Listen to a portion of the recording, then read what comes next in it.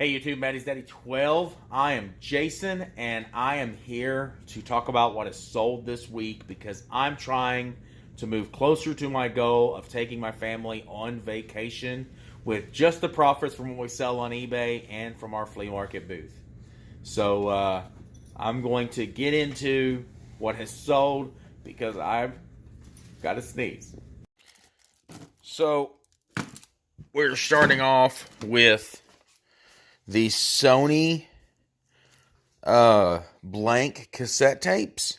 They are 90-minute cassette tapes. So these originally came as an 8-pack. I got these at a yard sale in a package of a couple other blank tapes. It was like a big, I think there was like 12 or 14 blank tapes in that package and in that bag, and it was $2 for all of them. These are still somewhat sealed together, as you can see. So I listed all these together as a 5-pack, even though it's supposed to be an 8-pack. I listed in there that it was an 8-pack that had been broken down to 5. So I've got about 75 cents invested in these, and they sold for $16.99. So I'm going to make about a $14 profit on these, and they should be rather easy to ship because they should fit in one of these 6x6 boxes rather easily. So the next item that's sold is right here. It is this Heinz repair manual for a 82 through 92 Chevrolet Camaro. So it is a used manual. It's a repair manual. Kind of gives you the little rundown on how to make all the different repairs you need to make. I don't know. It was kind of a long sale. It took a while to sell this. I got it for $1 at a Goodwill. It wasn't a bad buy because the return on investment was pretty good on this. After fees and what I paid for the item, I'm going to make about $7.50, almost $8 on the item. So it was a pretty good little profit, but it just takes a while to sell them, man. Like, I don't know. But once it's sold, it was good. It's like a $7 profit, so I'm happy with it. Just know that if you're going to deal in these repair manuals, it's going to take a bit to move them. Our next item is something that didn't really last very long in the... Actually, I think it's right here on top. Oh, yep. These shorts right here, they are some golf shorts. They are, what is this brand? J. Lindenberg, I don't know. It's a high-end, like, golf brand. These shorts sell new for, like, $65. Found these at a Goodwill for $2. I don't know the brand. I don't play golf, so I don't really know much about golf equipment or much about golf attire. But I saw the little logo, and I was like, and then I felt the material, and I was like, this is some really nice material. And I was like, cheap brands don't go through the trouble putting on logos like this. So I picked it up. And it sold for $20.99, so it sold for $21. So after fees, we have about $3, $5. We're going to make about $16 in profit on this one because it sold for $20.99 plus shipping. The next item that's sold is down here. It is another one of the mugs, and it is right back here in the back. It is this Texas A&M mug, and it sold for $6.99. And this was another one of the mugs that I got at a little church sale for, I think it was a quarter.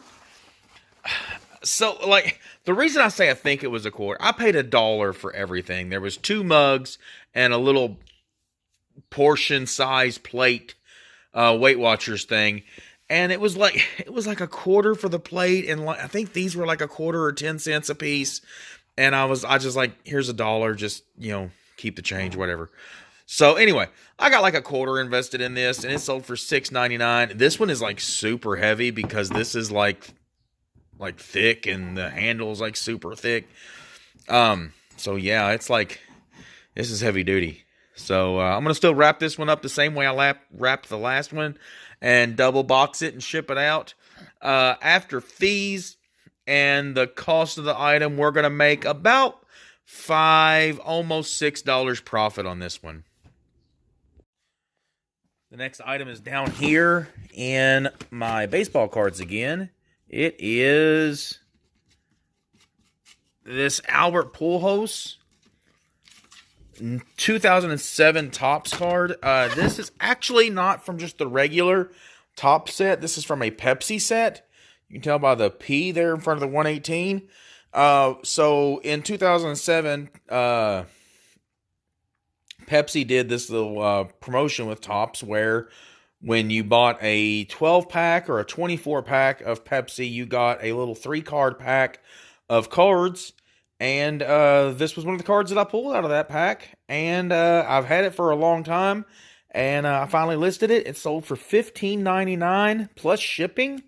So, I mean, I got nothing invested in this. So after fees, I'm going to make, what is that, $16. So that's I don't know, about a $14 profit on this one. All right, guys, the next thing that's sold is this pair of Vans. This is a Tribe Called Quest.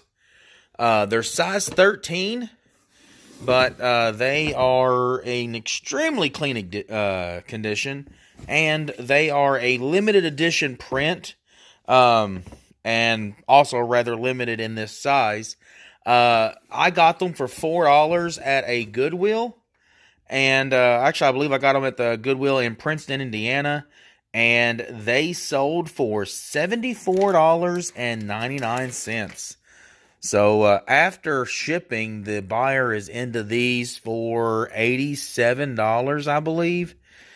So after fees, I'm going to do really well on these. After fees, I am making, let's see, what is that, $74. So that's $7.50. We'll say $10 plus what I pay. So I'm going to make about $60 profit on these.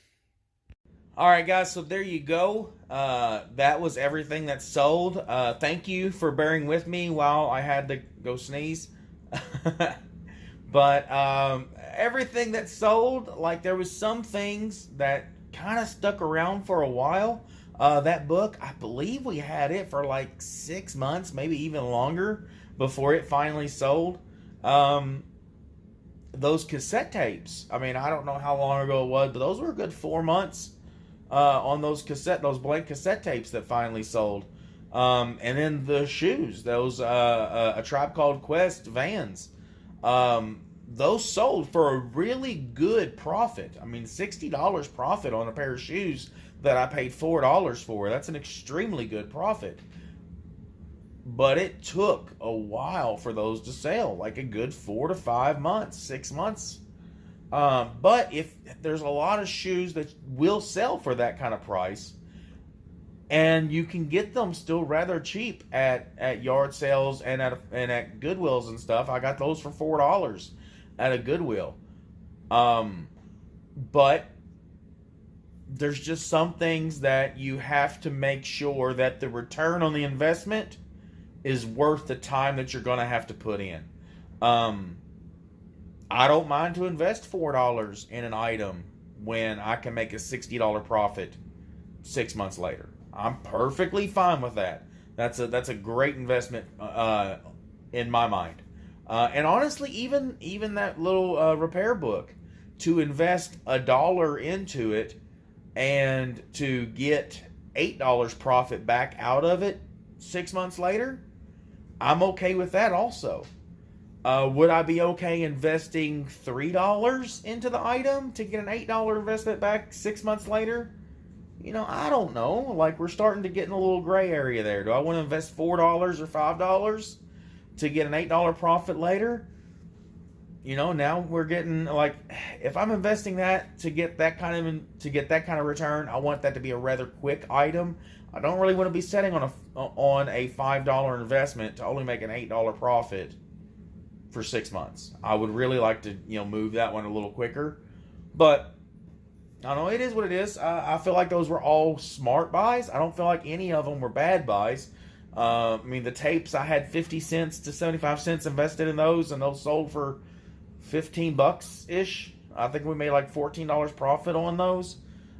So yeah, some of this stuff is worth taking the time to let it finally sell.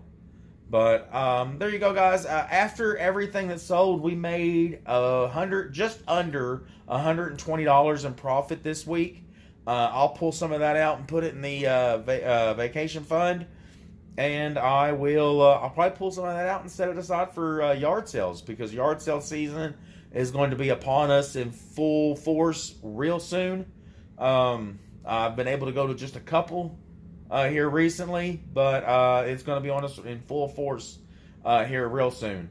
So I appreciate it, guys. If this is the kind of stuff that you're into, then this is the kind of stuff that you enjoy watching. So I appreciate it, guys. Subscribe, comment down below, show us how much you love us.